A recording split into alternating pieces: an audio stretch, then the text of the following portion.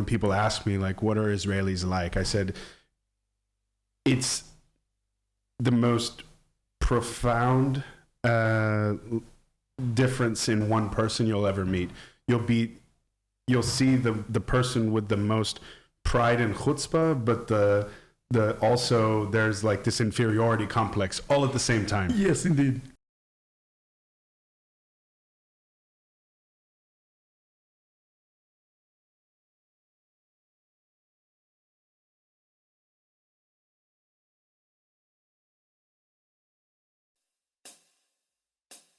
Okay, so our story begins, as these stories often do. Like a work interview. There's a sentence in Hebrew that we say, Zar lo yavin. A stranger doesn't know. Why did you move to the Negev? I fall in love with the desert. In the desert, you can feel like a kid again. We are working hard to make everyone feel that he's part of the new story. I hope to be able to share my passport in a few years and to show different kind of countries from the Arab area that we've been connected to. I think we can do better. It's a question with a lot of subsections. You know, interesting that you're bringing this up. I had forgotten, or I tried to. I'm not afraid of my wife anymore. No, anymore. And this was just one question. That's one question. We can't talk about the Negev without talking about the legacy of Shmuel Clifton. People would look at me and say, like, oh, here is the emissary. Like, he's the new guy here. You're like a little rock star. Like a little rock star. All the communities understand that I will discriminate them equally. I'll dig into the politics. Why not? I'll say something that I it's a very, very similar comparison, but backwards. This is Israel. Wherever you look, don't divide us to Gaza, Judea, and Samaria, and the rest of Israel. Inside Israel. I said, okay, be in touch. I'm going to say some things that aren't very nice. That's all right. No. And I haven't seen that before, ever. A functioning government. Crazy thing. In Israel, everything is 2 steps forward, 10 steps back, and sometimes even more.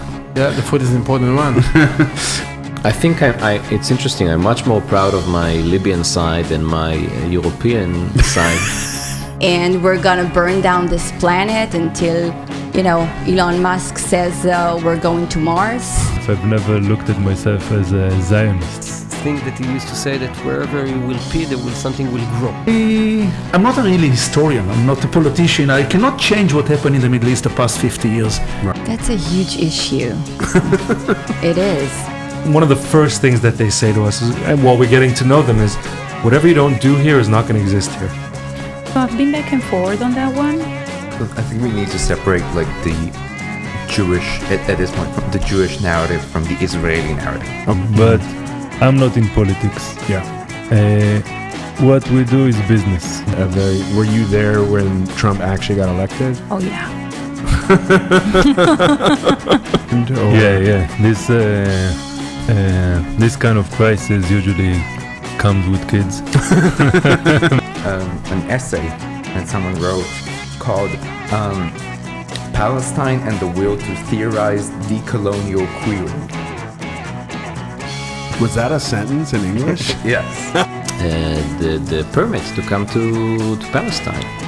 And he came here in 1936. You said the P word. Yeah, in Palestine, in the historical aspect of it. Yeah. So I think the first thing is to stop calling it diaspora Jewry. Okay. Interesting. Why do you say that? Because diaspora is a derogatory term. It means you're not living in Israel. Therefore, you're less than me. You're not less than me. You're the same as me. You wouldn't let me go without this. Yes. A crucial understanding that we are in a climate crisis. Yeah. And even when there was Shomer Chamot, the last conflict, the Bedouin tribes in the region, we all came together and said, let's keep the peace. The government contradicts herself all the time. I used to ask that question myself of like, what would be his legacy? Mm-hmm. Like even before those elections. Like, yeah. He's been prime minister for 10 years. What is his like crowning achievement? I said, do you actually know what you're talking about? Like, do you want to have an actual conversation about it, or do you just want to yell at me? Yeah. It's a really cool place. And they sent me to one summer. They sent me to electronics summer camp. When you get together, like I was 12. You get together with other nerds. So all roads or everything leads to Denver. Conflict, because I say when you're like rich enough, you don't give a fuck. Open to letting things happen, right? Yeah. Like love. Yeah, wow. Well, thank you. Thank you very much. Thank you.